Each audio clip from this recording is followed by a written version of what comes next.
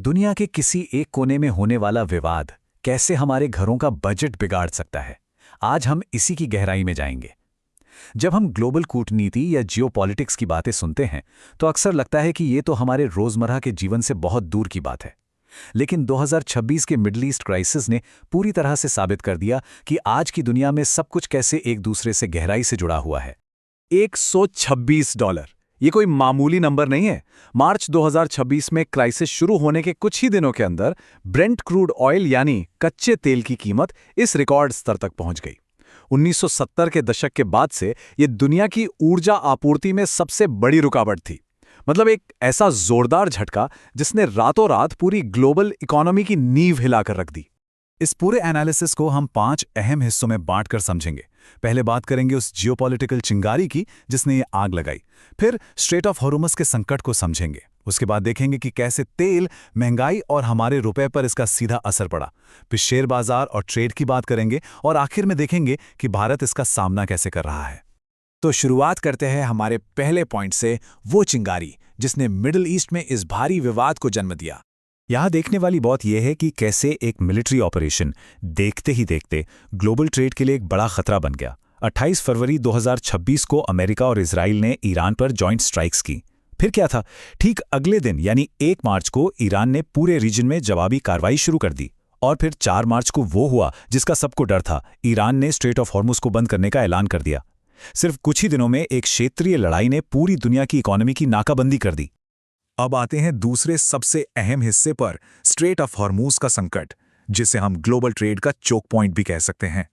ये जगह इतनी खास क्यों है, जरा इस पर गौर कीजिए। दुनिया भर का लगभग 20% कच्चा तेल और 20% लिक्विफाइड नेचुरल गैस यानी LNG इसी एक संकरे से रास्ते से होकर गुजरती है। अब सोचिए, जब ये रास्ता ही बंद हो गया तो अचानक से ग्लोबल मार्केट से सप्लाई का एक बहुत बड़ा हिस्सा गायब हो गया। जाहिर सी बात है, पूरी दुनिया के एनर्जी मार्केट्स में हड़कंप मचना ही था। जैसा कि कई एकेडमिक जर्नल्स और एनालिस्ट ने भी रिपोर्ट किया है, इस नाकाबंदी ने तुरंत पूरी दुनिया की इकोनॉमी में एक स्ट्रक्चरल शॉकवेव भेज दी। और ध्यान देने वाली बात यह है कि ये सब तब हुआ जब दुनिया पहले से ही भारी महंगाई और पोस्ट पैंडेमिक कर्ज के दबाव से जूझ रही थी। इस एक घटना ने दुनिया भर के सेंट्रल बैंक्स को बहुत बड़ी दुविधा में डाल दिया। चलिए अब तीसरे हिस्से की तरफ बढ़ते हैं, तेल, महंगाई और भारतीय रुपया, मतलब हमारी इकोनॉमी पर पड़ने वाला मैक्रो शॉक। यहाँ जिस तेजी से कीमतें बढ़ी हैं वो सच में चौंकाने वाली हैं। विवाद से पहले कच्चे तेल की कीमत $70 से $80 के बीच आराम से चल रही थी, लेकिन जैसे ही रोज लाखों बैरल तेल की सप्लाई रुकने का डर फैला, कीमतें सीधे छलांग लगाकर $126 पर पहुंच गईं। और जब तेल इतनी तेजी से महंगा होता है तो भारत जैसे देशों का बचना तो लगभग नामुमकिन हो जाता है। अब ऐसा क्यों है? क्योंकि भारत अपनी ज़रूरत का 85 से 90% कच्चा तेल बाहर से खरीदता है। तेल के दाम में होने वाली हर $10 की बढ़ोतरी हमारे यहाँ एक चेन रिएक्शन शुरू कर देती है। सबसे पहले पेट्रोल और डीजल महंगा होता है, उससे ट्रांसपोर्ट और माल ढुलाई महंगी हो जाती है। इसका सीधा असर पड़ता है हमारे खाने पीने की चीज़ों पर, रोज़मर्रा के सामान पर और यहाँ तक कि डिलीवरी और लॉजिस्टिक्स रेट्स पर भी। सब कुछ महंगा होने लगता है। तो यहाँ एक बहुत ही ज़रूरी सवाल उठता है, $126 प्रति बैरल के ये बड़े बड़े ग्लोबल आंकड़े भारत के एक आम इंसान की रसोई तक कैसे पहुँचते हैं? एक दूर देश की लड़ाई का हमारी किचन से क्या लेना देना? इसका जवाब छुपा है इस डराने वाले नंबर में, 90%। जी हाँ, भारत के कुल LPG इंपोर्ट का लगभग 90% हिस्सा उसी हॉर्मुज़ के रास्ते से आता है जिसे बंद कर दिया गया था। हमारे घरों में रसोई गैस एक बेसिक ज़रूरत है और इसकी सप्लाई का इतना बड़ा हिस्सा सीधे उस वॉर जोन से जुड़ा हुआ है। इस रुकावट की वजह से देश में तुरंत रसोई गैस की भारी कमी हो गई। हालात ऐसे हो गए कि बेंगलोर जैसे शहर में सिर्फ 10% रेस्टोरेंट्स को ही अपनी गैस मिल पाई। बड़े शहरों में सिलेंडर रिफिल के लिए हफ्तों का वेटिंग टाइम लग गया। नौबत यहां तक आ गई कि सरकार को एसेंशियल कमोडिटीज एक्ट लागू करके गैस की राशनिंग करनी पड़ी।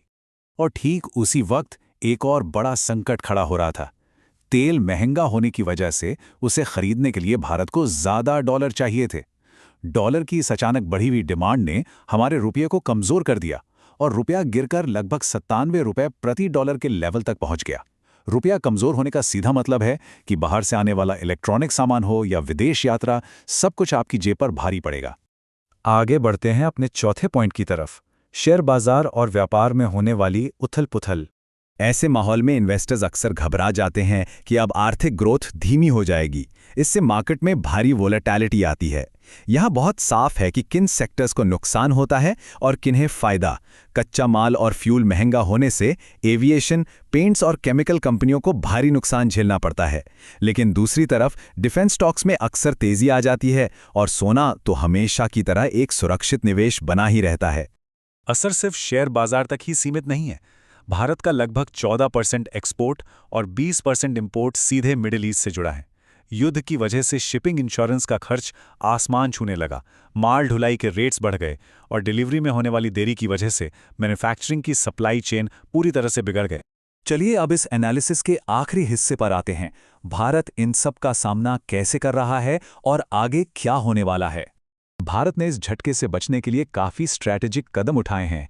आरबीआई ने रुपए को और गिरने से बचाने के लिए विदेशी मुद्रा बाजार में तुरंत दखल दिया। भारत ने अपनी तेल की सप्लाई के लिए रूस और अमेरिका जैसे दूसरे ऑप्शंस का तेजी से इस्तेमाल करना शुरू किया। और तो और ऑपरेशन संकल्प के जरिए हमारी नौसेना ने 40,000 मीट्रिक टन रसोई गैस से भरे एक जहाज को सुरक्षित भारतीय तटों तक पहुंचाया, जो अपने आप में एक बहुत बड़ी कूटनीतिक जीत थी। तो अब आगे क्या? एक्सपर्ट्स का मानना है कि सबसे ज़्यादा चांस इसी बात के हैं कि टेंशन अभी बनी रहेगी और कच्चे तेल की कीमत 90 से $120 के बीच वॉलेटाइल रहेगी। इससे पूरी तरह इकोनॉमी क्रैश तो नहीं होगी, लेकिन महंगाई और रोज़मर्रा के खर्चों पर लगातार दबाव बना रहेगा। हालांकि अगर वर्स्ट केस सिनेरियो आता है, मतलब अगर हॉर्मुज़ का रास्ता पूरी तरह और लंबे समय तक ब्लॉक हो जाए, तो तेल $150 से $200 तक भी जा सकता है, जिससे हमारा इंपोर्ट बिल पूरी तरह से बेकाबू हो जाएगा। जब हम देखते हैं कि हजारों किलोमीटर दूर हुए एक विवाद की वजह से कैसे हमारे खाने, गैस और पेट्रोल का खर्च बदल जाता है, तो एक बहुत ही गहरा सवाल सामने आता है। क्या आज की इस अस्थिर दुनिया के लिए हमारी ग्लोबल सप्लाई चेन बहुत ज़्यादा कमज़ोर हैं? एक मजबूत कल के लिए क्या हमें अपनी ऊर्जा सुरक्षा और लोकल रिसोर्सेज पर तेजी से काम करने की ज़रूरत नहीं है? इस सवाल पर विचार करना फ्यूचर की इकोनॉमी के लिए बहुत ज़रूरी होगा। इस एनालिसिस में साथ बने रहने के लिए बहुत बहुत धन्यवाद।